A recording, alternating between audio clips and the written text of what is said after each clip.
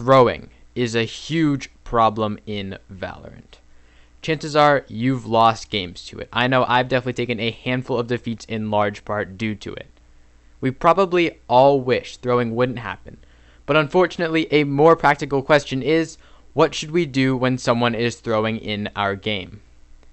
By using some of the same problem-solving skills that we might use in a standard game of Valorant, we can peel back the layers and start to get a closer look at how to deal with throwers.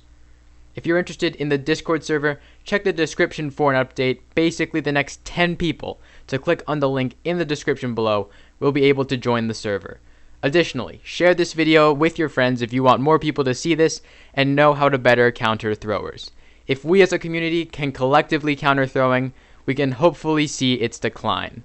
Make sure to subscribe if you want to be the first to see more content designed to help you rank up just like this. Keep in mind that these tips did work for me, but you may need something different.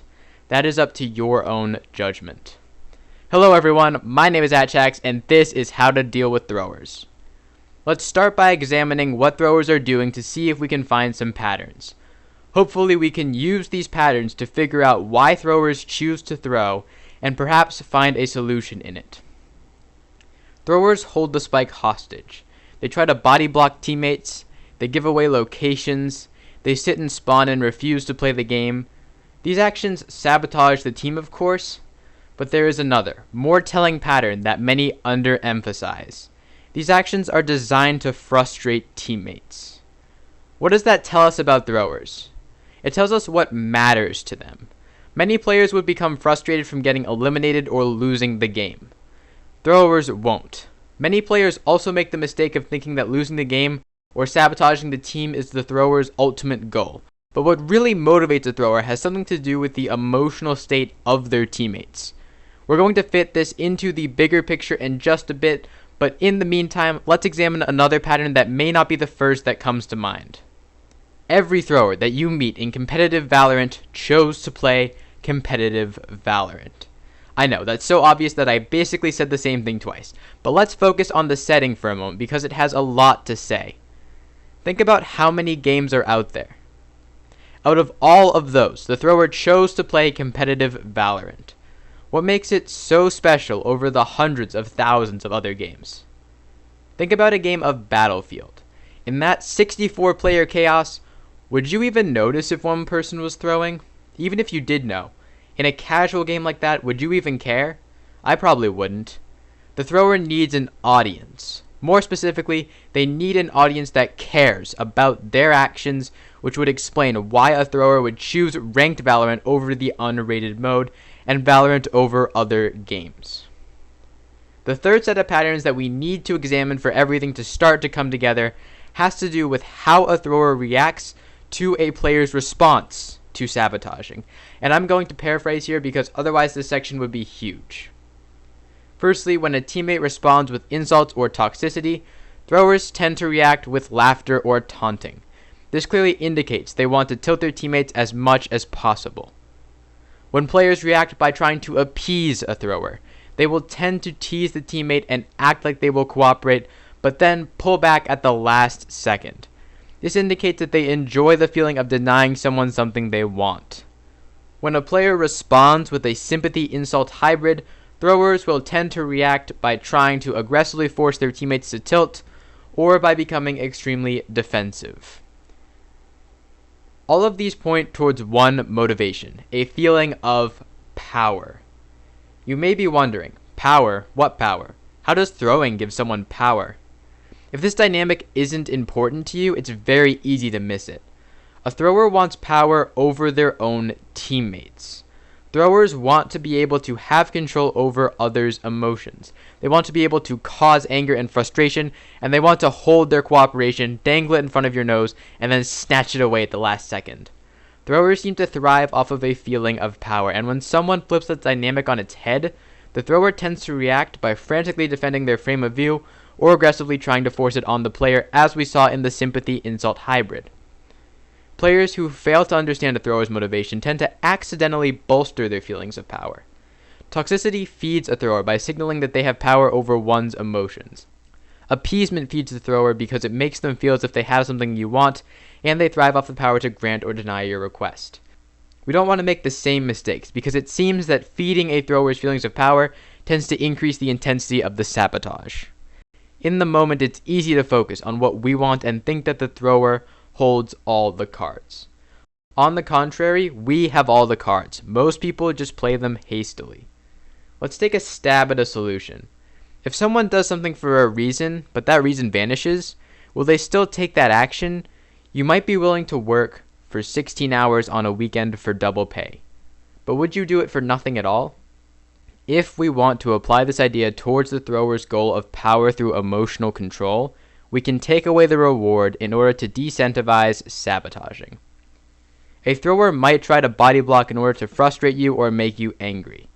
We can apply a principle that is going to be good practice in Valorant for many of you anyways: non-reactivity. When a thrower tries to body block, rather than yelling at them or asking them to stop, you can give them absolutely nothing. It would be like you didn't even notice, or if you did, it was so insignificant that you really don't care. Think about how discouraging it would be to load into a game, expecting to wreak havoc and incite anger, and then people just don't even notice. It's like making a joke in a room full of people, but nobody seems to hear it. This approach completely takes away power because it makes it so that the thrower has near zero impact. The second point of our solution would be independence. A thrower gains power when your dependence on them gives their position value, such as when they sit and spawn or steal the spike. Imagine you were a thrower and you expected that feeling of power when you just took the spike hostage to make your teammates beseech you to return it. What if they just proceeded like they didn't need you?